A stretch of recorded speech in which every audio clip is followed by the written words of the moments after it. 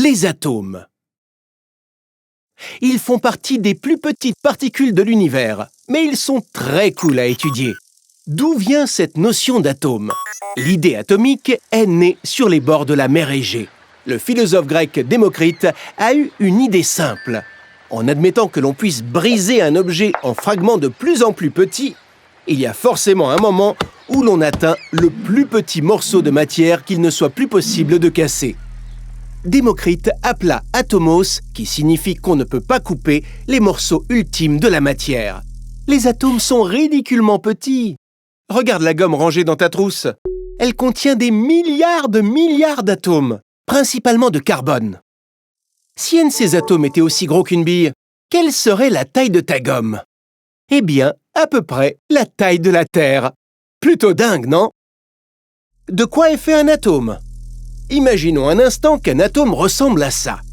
Un atome est composé de 3 particules élémentaires. Les protons, les neutrons et les électrons. Les protons sont des particules électriquement positives et les neutrons sont neutres. Ils sont collés entre eux pour former le noyau de l'atome. Les électrons sont des particules électriquement négatives. Il y a autant d'électrons que de protons, l'atome est électriquement neutre. Mais que fais-tu? Attention! Eh oui, robot, tu aurais dû te méfier. Ils sont en orbite autour du noyau à une vitesse de 2200 km par seconde. Ce qui veut dire qu'un électron fait un aller-retour Lille-Marseille en moins d'1 seconde. Entre les électrons et le noyau, il y a du vide.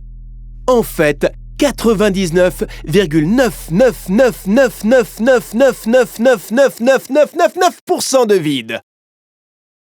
Imaginons que le noyau d'un atome soit aussi gros qu'une bille. Si on mettait cette bille au milieu du Stade de France, les électrons seraient des poussières situées dans les gradins. Si on enlevait l'espace qu'il y a entre les électrons et le noyau sur tous les atomes de la Tour Eiffel, elle serait aussi grande qu'un grain de riz. Que se passe-t-il au cours d'une réaction chimique si un atome perd ou gagne des électrons? Il perd sa neutralité, il se transforme en ion. Si l'atome perd des électrons, la charge positive domine.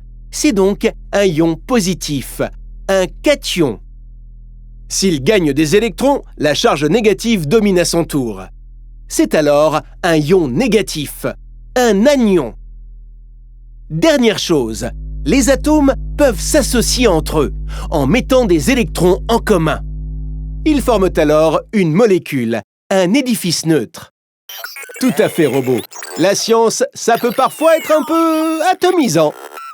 Et encore, nous n'avons même pas abordé la notion de quark, de gluon ou de mécanique quantique qui sont encore plus étranges. Alors n'hésite pas à te renseigner sur cet étrange mais fascinant monde qu'est l'infiniment petit.